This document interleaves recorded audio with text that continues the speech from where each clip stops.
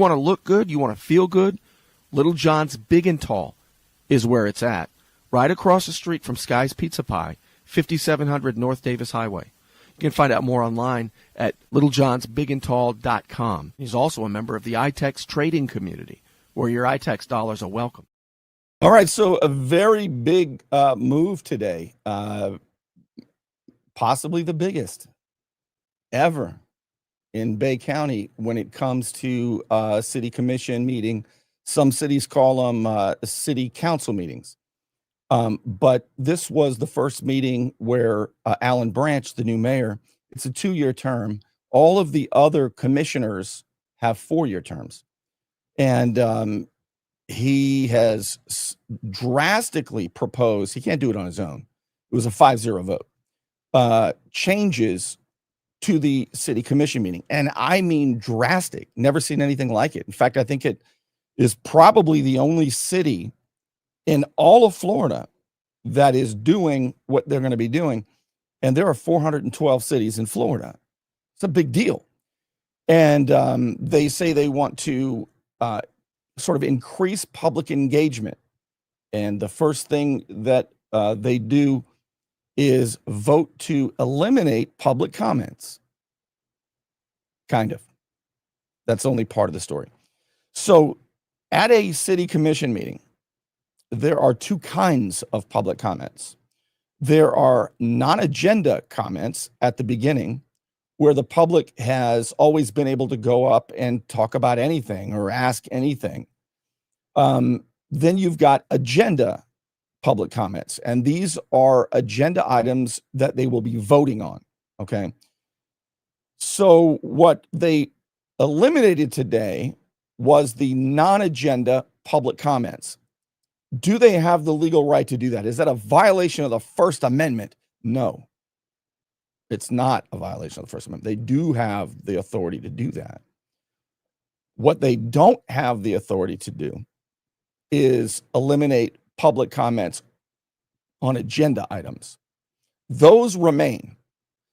And so that has not changed. But the biggest way, the best way to understand what the new mayor proposed, and they all voted yes to do, and I'm going to show it to you, is that city commission meetings, I mean, everywhere, all over Florida, throughout American history, they have had a public comment period. They've had an agenda where you vote on stuff. They might recognize members of the community, and a time where they will discuss plans that the city might have, or one of them has, that they might vote on in the future. And it's all done in one meeting so that everybody can show up one time and see it. What they did today was they broke the meeting up into 3 parts. Okay. So what you typically have always seen will now just be the city commission. You know, I'm sure they'll still give out their awards and dislocate their own shoulders and pat themselves on the back and give their friends awards. They'll do that. That doesn't change. They'll still have an invocation where somebody will come up and give a prayer for the wisdom of our leaders. That helps strange. A little rusty. That hasn't changed either. It's embarrassing. These allergies embarrass me. But what can I do? You know, I don't know sign language. You'd probably get more viewers, Bernie, if you use sign language. So they broke it up. So the meetings will just be, they come in, they've got 10 things on the agenda, and they vote on them. Maybe they'll have some commissioner comments, and they're out. Now, you as each agenda item comes up, you will still get to comment on that agenda item. But if you have, I don't know, a concern about your storm drains or speed bumps or potholes, no, you don't get to talk about that. Not at the meetings. But because they're reasonable people, they have carved out a way for you to do that. Now, the city commission meetings are every 2 weeks, twice a month. But as I say, they're reasonable. So they're going to give you a chance to talk about other stuff. And that's going to be at a newly created regular town hall. Okay. But those aren't twice a month. Those are every other month. All right. So you only get to address them face to face during a town hall now on anything not on the agenda, but only every couple months. Okay. Now, one reason they did this is you remember how Josh Street, who was reelected, remember how he didn't want to face, he can't stand people going up there and criticizing him. So they came up with the fakakta fraudulent referendum. And then they said, we can't answer questions. This is sort of like that, right? They don't want to be surprised and criticized. So once every 2 months, you might be able to go up there and say something if you have any thoughts about something.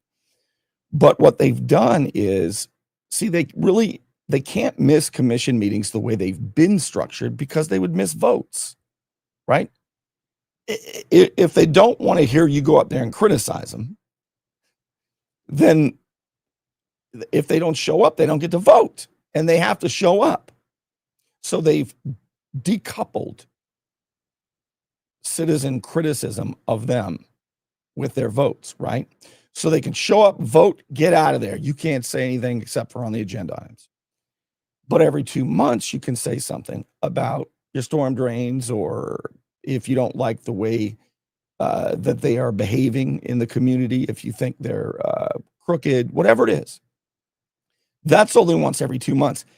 And if they don't show up, it doesn't matter. If they don't show up to a town hall, I had family. I had to be with my family, and family comes first. But they don't miss a vote. They can miss town halls all the time. So this is extremely un-American, unprecedented, but legal. Now, there is something that they voted on today that is illegal. All right. And I'm gonna show you and explain to you what they did today. And their attorney, remember, they have a private law firm. They hire Burke and Blue, who's the law firm for a lot of the projects. But you're not allowed to talk about that at the meetings anymore. And the Burke and Blue lawyers sitting up there, old Nevin Zimmerman, who probably didn't know he was even at a meeting. He either didn't catch this or he's trying to let it slip by. So let's now talk, since there are no more non-agenda public, there's no non-agenda public comment period. If you want to go talk to your commission, tough. Wait every couple months, hope they show up. They probably won't. But if you want to talk about an agenda item, here's what they did that's illegal. Actually, let me thank a sponsor and I'll show you. Don't let back pain and neck pain get you down. Find relief at Brown Chiropractic Center on St. Andrews Boulevard in Panama City. Dr. Sherry Brown helps people heal naturally with chiropractic adjustments and deep tissue massage. Call 769-3777. Okay, this is how they are structuring the city commission meetings. The purpose of a city commission meeting now in Panama City is just business, baby. Just a vote, nothing else. It's a one-way conversation. You're just in the audience. You're an audience member to their show. It's to finalize decisions. And public comment must be on agenda items. No more talking about something that's not on the agenda or you're out of there. 3-minute time limit per speaker, as always. Now, the last bullet point there, number 4, is illegal, and they're going to have to change it, and I'm sure they will at the next meeting. It says that commenters, and you can only comment on agenda items, must live or own property or a business in Panama City. That's illegal. Okay, that's illegal. They don't have to have non-agenda public comments. They can get rid of that. It's not good government, but it's good business. And there's a big difference, by the way. But they cannot, and you'll see they're going to change it at the next meeting, or there will be a lawsuit and they'll be forced to change it. All right. Anybody from anywhere can comment at a city commission meeting on agenda items. Okay. They can't do that. Now, their thinking was this, and even their thought process was off. The thought process was, well, if you're not a resident, you're not paying taxes. So, we don't care about your opinion, really. And Panama City is one of only two, I believe, maybe a few more, out of all 412 cities in Florida, where you do pay taxes even if you don't live there. They have a merchant fee, a sales tax. I think it's 1%, isn't it? So part of what Panama City claims that they're doing, the commission and the mayor, is they want to make Panama City so attractive that everybody wants to come shop in Panama City. And what do you do if you shop in Panama City? Ding, ding, ding. You pay the sales tax. That they call a merchant fee, I believe, because for a long time, you couldn't have a sales tax, so they just called it a merchant fee. So the point is, the commission today, their attitude was, you don't have a stake in it. You're an outsider. Now, we want you to come here. We'll take your donations for our campaigns. We care a hell of a lot about you, but not when it comes to listening to you. And they either didn't realize or pretended not to realize that, no, you're a stakeholder if you buy anything in Panama City. So anyway, that's kind of beside the point. The law is that they cannot do that last one, this one. All right, they're going to have to change that. So anybody from anywhere will be able to make comments on agenda items. So I want to show you how WMBB reported this. Okay. Let me pull it up. Evidently, I didn't have it pulled up. The headline is Mayor Allan Branch sets new rules for Panama City meetings and launches new virtual workshops. All right, let's cut to it. This is how WMBB reported it. This is what you'll be seeing on your TV. Immediate change during his first commission meeting. He's prioritizing efficiency to cut down the time it takes for city commission meetings. As News 13's Maggie McGuigan tells us, his restructured meetings could impact public participation. At his first commission meeting, Panama City Mayor Allan Branch fulfilled his first order of business as promised, prioritizing efficiency. Before Tuesday's public comment section of the meeting, Branch announced amended rules of procedure. Each speaker is limited to 3 minutes and 1 second. The previous commission often moved to give residents more time to speak. Branch also axed the portion of the meeting requiring responses to public comments. We just want efficient meetings. Citizens, even including me, I stopped going to these meetings because they would take 7 hours and they were so combative that most people wouldn't want to come because. So this is really bad, actually. And you hear that line echoed. I knew when I heard a lot of people using that line right there that there was a move afoot. And just so you know, this is the beginning of a cascade where every city will try to keep you from criticizing them. Now, I'm going to tell you during the show that, like most things in government, what they think they're going to do, they're going to amplify, right? Do you think that I or the people are going to allow them to escape scrutiny? We will find new and better ways to look them in the eye and hold them accountable. I'm going to share with you in a moment some of these ideas, but also the reason I call this un-American and unprecedented is because these are not business meetings. If this was a business board meeting, he's exactly right. This is a government meeting, and governments are messy. And town halls have a long history and American heritage and legacy of being confrontational. I mean, have you ever seen Mr. Smith Goes to Washington, or have you ever seen even the other one with Jimmy Stewart? It's a Wonderful Life. Look, there are famous paintings in American history that highlight this, like the Norman Rockwell painting about the man confronting his city commission. Well, today he wouldn't be able to do that because they're going to be treated like business board meetings. It's bad government. It's more efficient, but it's bad government. You know, in law, there is, in American jurisprudence, there is the idea that it is better that 100 guilty people go free than an innocent man is convicted. Larry Bassford, our state attorney, has flipped that. He said it's better if 100 people who are innocent are convicted than we let one innocent person go free, Jack. That's Sheriff Tommy Ford, Larry Bassford, Ricky Ramey, and all of them. But America is a place where people get to go and redress their government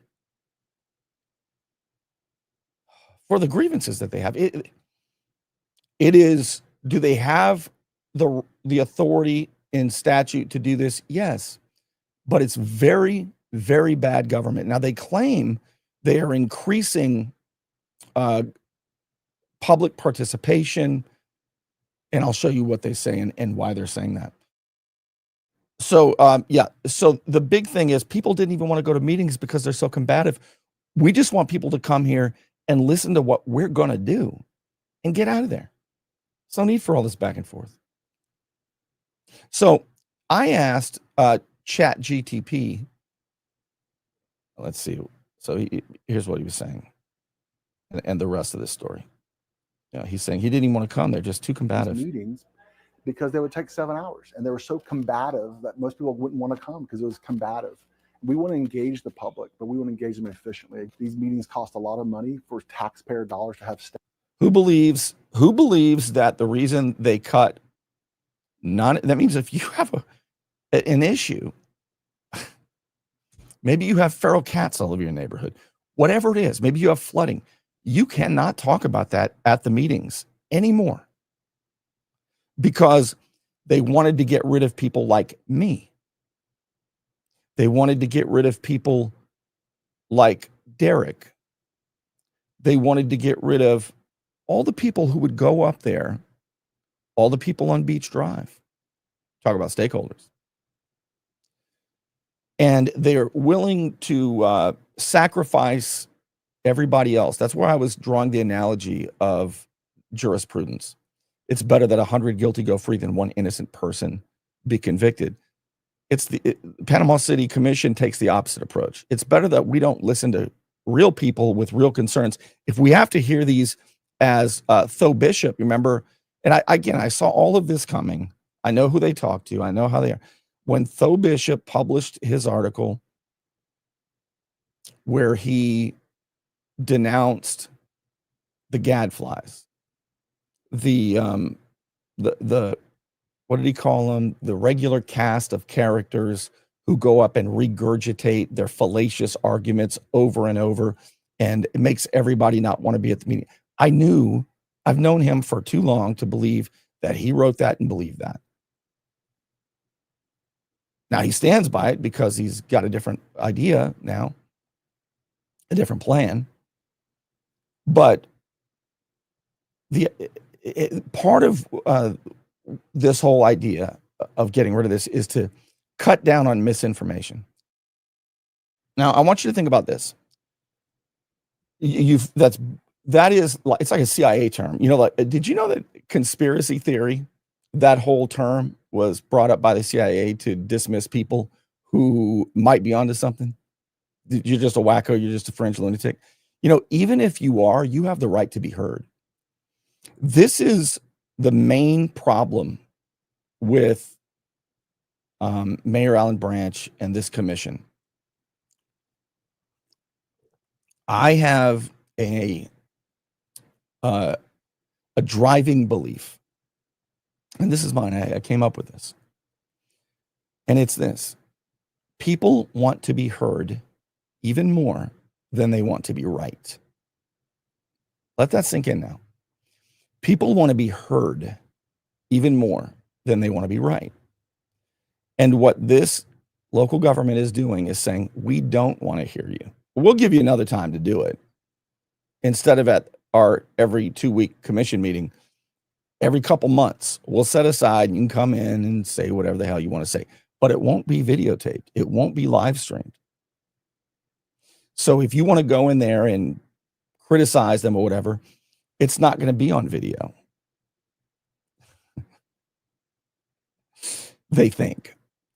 Because when I tell you that they think that they are going to be criticized outside of iShot, they're wrong. Because we can live stream. We can record. And we will every single town hall. They think that they're going to be criticized less. This is an opportunity. This is an opportunity to show other cities what will happen when you do this. Now, Mayor Allan Branch has the pros to the argument, and I'm going to try to lay them out. But I'm also going to show you a little bit about how un-American this is. To believe that you are so smart that the American political tradition be damned, the history of city commission meetings, all those other commissioners who had to sit there and endure people who aren't as smart as them, people who are not their betters, just the unwashed masses coming back with their fallacious arguments over and over, to believe that you now, today, have more wisdom and you want to run this like a corporate board meeting than a local government meeting, and to throw away all of the entire heritage of messy city commission meetings, that's foolish. That's what's foolish. That is not progressive or smart. It's foolish. And it indicates a sort of narcissistic approach to things. The meeting, and I'll show you some of it. Josh Street was orgasmic. He was looking for Doc Rowan to spank. If you know, you know. Brian Granger was orgasmic. The new Robbie Hughes, he was just bouncing around. I didn't know, whatever. So I wouldn't say he was, but now Janice Lucas was even more elitist than the other ones. I'll show you. Because they don't want to be criticized. Let's get back to the end of the WMBB story. My God, I went too long on that. All right, here we go. Let's watch the rest of this. Staff sitting here, we want them to be short and efficient. Officials are also restricting the topics people can bring up during meetings. Now, if residents have any concerns or questions about issues not on the commission meeting agenda, they'll be redirected to the new town halls. These will be an open forum for any issue in the city. They'll be held at City Hall at 8 a.m. on the first Saturday of every odd month. Officials hope this allows commission meetings to be more efficient and businesslike. It really removes the public comment about just anything. We want to hear that at the town halls. We want to hear that via email. And we want to hear your opinion on agenda items much earlier, really in the idea creation, so the citizens can shape the ideas with us. Branch hopes to. Now, there is some merit to that idea of us knowing what they're going to be voting on, and then you can go make public comments during that agenda item. There's some merit. Everything is not good or bad completely. This is bad. This is bad. And remember, it's the beginning of a cascade where all the cities will try to shut you up, and there will be a response to that. There will be a mighty response to that. I want to point something out about the news. Do you think that WMBB is going to get the other side, get what other people think about it, or do you think they're just going to basically read the press release and get comments from the mayor. Yes, that's journalistic malpractice. And that's what else these public officials, elected officials are counting on. You see, as long as WMBB and WJHG have sold their souls and are public-private partners with local government because they get paid to do that, to advertise and such, as long as local news outlets are going to whore themselves out and be public-private partners, there will be no scrutiny of government officials. You just have to believe they're your betters and they are infallible and you are full of misinformation.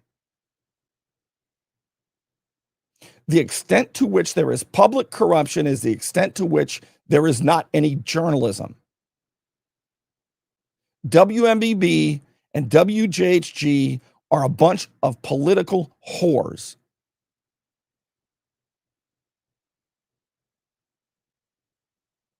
Facilitate that open communication through new virtual workshops, informative sessions to discuss issues before they hit the agenda. She's reading They a will press occur the release. first and third Monday of the month at 4 p.m. through a live stream. Anyone without computer access can watch on monitors at City Hall, but there will be no public comment. In Panama City, Maggie McQuiggan, News 13. Okay, so here's what the deal is. What Mayor Allan Branch and the commission did today is they've broken up commission meetings into 3 different parts. The commission meeting is just pretty much going to be them going in and voting and getting out. Business, like a corporate board meeting, all right? Then they're going to have 2 meetings a month on Zoom that will be recorded for you to see, where they will sit around and talk about their ideas, their new projects, how they're going to spend your money, but you can't be there. Now, I'm not entirely sure this is legal. Commissioner Josh Street was saying we can't have people. It might have been Jonathan Hayes, the city manager. You will get to watch the Zoom meeting afterward, what they were saying. You can even sit in the lobby and watch a screen while they're in the basement alone. But you can't go in the basement while they have this meeting. You can't be in the room with the 4 commissioners and the mayor. You can't be in the room because it would be so expensive to have a police officer there to protect them. But don't worry, they're going to record it and later post it for you to see. It'll be, I believe, live Zoom as well. I'm not sure if they can keep you out of that room. Not sure about that one.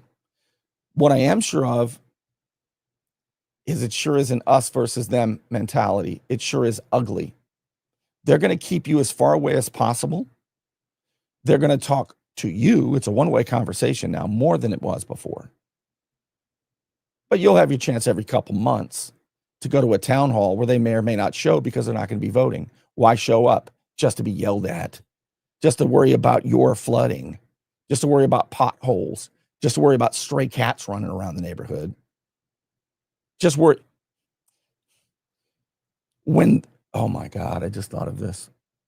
When they have their raw sewage million-gallon leaks and pollute the community and the waters, you can't talk about it at the meetings. And they're not going to give you an update. They're just coming in to vote, baby. And you can come talk to them every couple months. They might show up. Does this sound like good government? Well, let's see what ChatGPT said. I wanted to get a deep dive of city commissions throughout history. I didn't just want to rely on my training and education and experience. So let's see. Here's what it came up with. In recent decades, technology, political polarization have even further changed the norms. Political polarization, like it wasn't bad in the early 1900s. It just is real bad now. Live broadcasting and online streaming meetings are now common, Many Florida cities, for example, live stream commission meetings and archive the video. This wider audience can encourage more public participation. People call in, email comments, or use online submission portals. Blah, blah, blah. At the same time, the climate of the 2020s has seen some public comment periods become arenas for fierce debate and even confrontation. That's always been the case. And citizens bring national issues into local forums. They get national funding. The civic norm that officials must patiently listen to all comers is being tested by instances of disruptive or hostile behavior. Some councils have had to adjourn meetings. Okay, we know that this has always been the case. Nonetheless, the underlying expectation endures. Even after all of that is acknowledged, look what is in bold. Elected officials should be accessible and accountable. And one way to ensure that is to let the public speak directly to them in official meetings. Even when contentious, this interaction is seen as a vital part of the democratic process. Here's a little bit more. So these are some of the reasons public comments have existed since America began, but not today. Today they've stopped, at least on non-agenda items. So one of the advantages is strengthening democracy and social capital. On a fundamental level, the practice of public comment strengthens democratic norms. It reinforces the principle that government is of, by, and for the people. Citizens who engage in public comment often report feeling more connected to their community and more trusting of local government, even when disagreements occur, because the process affirms that their voices matter. Remember what I told you. More than anything, people want to be heard even more than they want to be right. When you tell them you don't want to hear them, things change big. Over time, regular participation builds social capital. Networks of engaged citizens, this is what they don't like either, who can work together. Communities with active public forums often find it easier to mobilize for common causes to support neighbors, having established a baseline of civic interaction. Accountability and transparency, the thing that they run on when they campaign. The public comment period is a live demonstration of government transparency. It forces officials to hear critiques and questions in a public forum on the spot. This sunlight can deter corruption or poor performance, since officials know citizens are watching and can call them out in the open. A culture of openness, as exemplified by states like Florida. Now, that doesn't include Panama City, just the other 411 cities for now. A culture of openness between government and the public. When citizens can speak out about issues, it's harder for those issues to be swept under the rug. The whole point of what's happening. Public forums also allow minority or dissenting voices to be heard, which is vital to a healthy democracy. Like those, what did Tho Bishop call them? The gadflies. Those NIMBY types who show up and regurgitate the same fallacious arguments over and over. So one last part here. I noticed some commentary when I asked ChatGPT to do a deep dive on the American history of public comments. It brought up Florida in my birth year. A crucial development in this period was the rise of sunshine laws, regulations to ensure government meetings are open to the public. In 1967, Florida passed the nation's first comprehensive open meetings law, the Government and the Sunshine Law, requiring that meetings of public boards be noticed and open to attendance. This reflected a growing political culture that valued openness and public insight in government. Florida even amended its state constitution in 1992 to guarantee citizens a right of access to public meetings and records. This is why I tell you that I don't think they can keep you out physically when they have their new virtual workshops. They say you can sit up in the lobby and watch it on the screen. I just don't know about that. I think that we should be able to be in the meetings and physically watch them when they have them. But they are so repulsed by you, the unwashed masses, that you can watch from outside, but you can't come inside.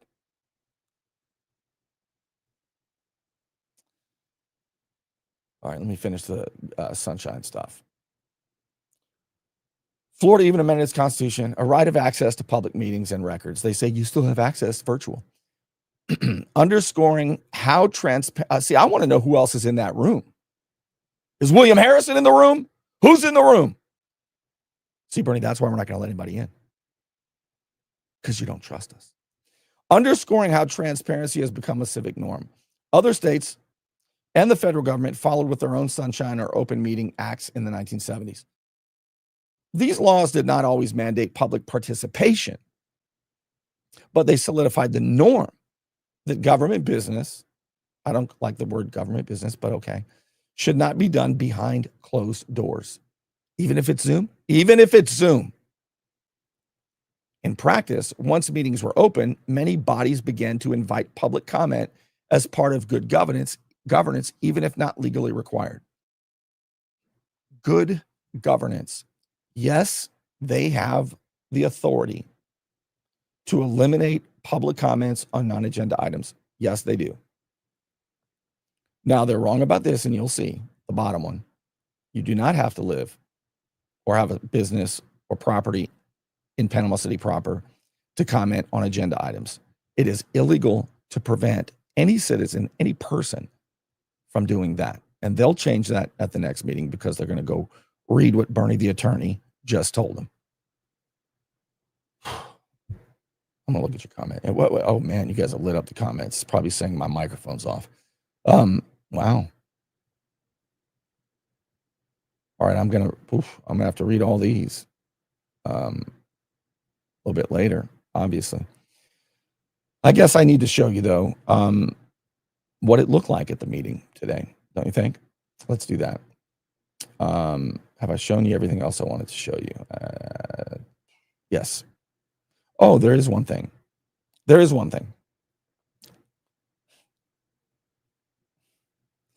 So part of the elitist reason that the commissioners are doing this, if you look at Brian Granger, does he look like he thinks he's smarter than you? Janice Lucas? Well, Janice Lucas probably is smarter than you. Allan Branch? Josh Street, who's not very bright, but thinks he is. Same with Jonathan Hayes. Did I get them all? Robbie Hughes is, I don't know how smart he is. But they are our betters, and they don't have time for you because they're the planners, and they've got the consultants and the engineers and the experts. All right? What do you know? Now, the fact that government at all levels, everywhere and always, has a history of failure and creating problems, unforeseen consequences. I used to study this shit when I got my political science degree. Okay? Yeah, but I really didn't understand it even after reading all those books until I started going to all these meetings and seeing exactly why this works. And the reason that government, no matter if you're as smart as Allan Branch or Janice Lucas, the reason government fails is because of its incentives problem, its knowledge problem too. But see, if this really were a business board meeting, they'd be using their own money and they wouldn't do all the stupid stuff that former Mayor Doc Rowan kept bringing up. If they were spending their own money, there would be a natural incentive for them to make good decisions. But they spend other people's money on other people for votes. That's a triple whammy. There's no constraint on spending. There's no constraint on quality. There's no constraint on honesty. Okay? So their plans fail almost always because of that, because of the perverted incentives. So one of those books behind me is called The Road to Serfdom, and it's written by F.A. Hayek, a Nobel laureate economist, I believe in 1974. Oh, look that up. Wouldn't that be something? See if Bernie knows. And he talked about this. Do you know who told me this quote for the very first time? Tho Bishop. I wonder if he still believes it. So look at this great quote by F.A. Hayek. It's so good. The curious task of economics is to demonstrate to men how little they really know about what they imagine they can design. That's the curious task of economics. Screenshot that. And he goes on to lay out why that is. And it's so true. Let's take a look at the meeting as I'm pulling this up. And you'll see what they did about everything I'm telling you about. And I will show that to you right after I thank another sponsor. Strong, effective leadership. 3 words that could mean the difference between prison and your freedom. I'm Al Saleen, your Panama City Beach lawyer. 850-215-0628. All right, so here's the meeting today. This is after they talked about eliminating the non-agenda public comments. Now they're going to talk about the ones they have to have, the agenda comments. This is where they get it wrong, all right? This is where they say, let me see if I can show you again. This is where they say this at the bottom. Commenters must live or own property or a business in Panama City in order to comment on what they're going to be voting on. That is not permitted. They're going to change that. Everybody still gets to talk about what's on the agenda only, though, all right? But this is when they talk about it, and you'll see that the lawyer there, second to the right, in the white hair, who's not sure even if there is a meeting going on, Nevin Zimmerman, a private attorney the city hires. They're going to, so much of what they're going to talk about now is illegal. How do they not know? And they're going to tell us that we are spreading misinformation.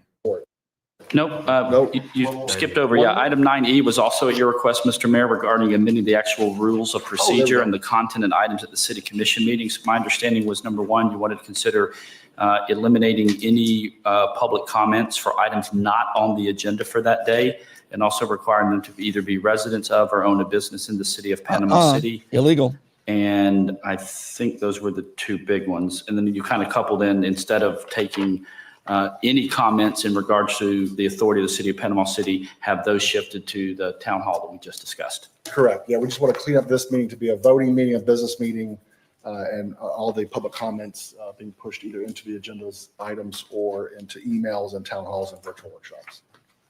Any discussion? Not virtual workshops, Allan. Not virtual workshops, because your virtual workshops, look at the bottom, no audience participation allowed. So no, that's kind of wrong, but it's easy to misspeak when you're up there.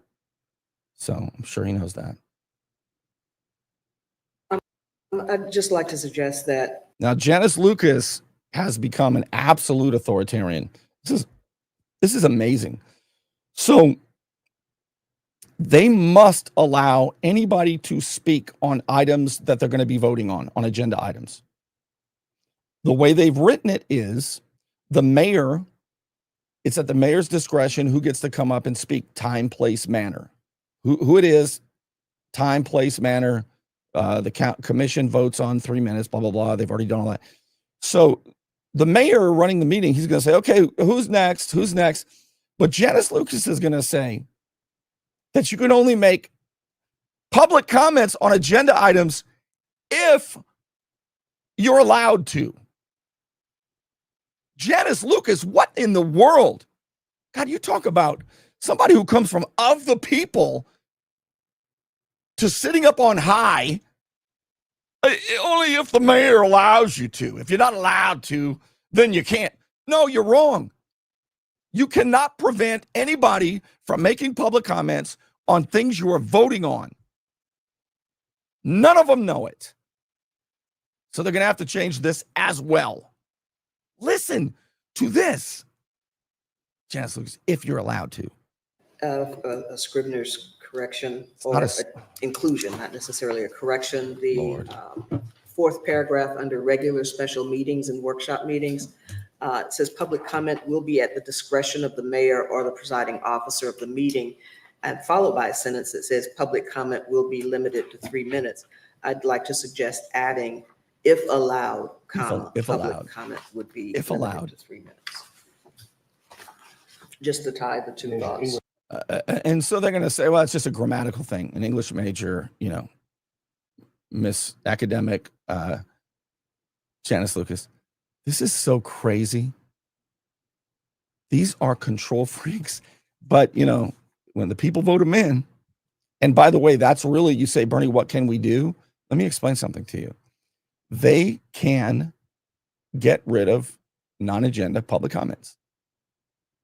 They've got to make a few changes to stay within the law. There is no remedy other than vote them out.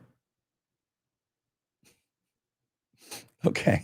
Now, since the mayor's term is 2 years, after 25% of any of these terms, you can recall them if you don't like how this turns out.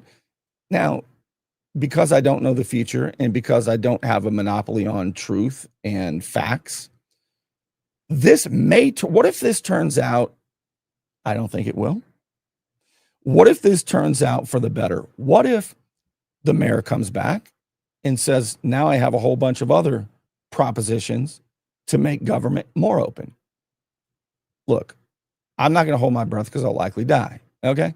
But I'm not going to say for sure because I don't have a monopoly on facts and truth. What was my point I was going to make? Oh, okay. Yes. So the people could recall him if they don't like it in 6 months, since he only has a 2-year term. That's your only remedy that I see is at the ballot box at this point. But these are control freaks right here. Yes. If allowed, says Janice Lucas. And look at all of them. Let's keep those people far away from us. You see the place where you stand right there to give public comments to the right of the screen? That's how they want it. They want that thing empty. And all the public comments being pushed either into the agendas items or into emails and town halls and virtual workshops. Any discussion on changing this meeting? I'd just like to suggest that Listen to this. a Scribner's correction or inclusion, not necessarily a correction, the fourth paragraph under regular special meetings and workshop meetings, it says public comment will be at the discretion of the mayor or the presiding officer of the meeting, and followed by a sentence that says public comment will be limited to 3 minutes. I'd like to suggest adding, if allowed, comma, public comment would be limited to 3 minutes. Just to tie the two thoughts. So, yeah. Any semicolons? So after minute, I can't. I swear to God, I just This cannot. will not stand, This aggression will not stand, man. I'll say. All right. Hey, I just want to thank you, those of you who like the Unknown Patriot, for sponsoring the show. Those of you who throw a tip in the tip jar so I can keep doing this stuff. Oh, man, so important. At patreon.com/Bernie Thompson. As little as $5 a month, you can quit at any time. It's anonymous and it's easy. Patreon.com/Bernie Thompson. Thank you. Thank you. Also, I guess now that it's harder to find out what's going on in government, you might want to get the free subscription to Substack, my weekly newsletter, and you'll never miss a show. One newsletter emailed every Friday with the show's Facebook posts in one spot. And you don't even need Facebook to watch the shows. It takes about 20 seconds to get a free subscription. Bernie.substack.com. That's a big one. That's a big one if you want to share the information. It's misinformation, Bernie. Get out of here with the misinformation. Thanks for being with me, and I will see you soon.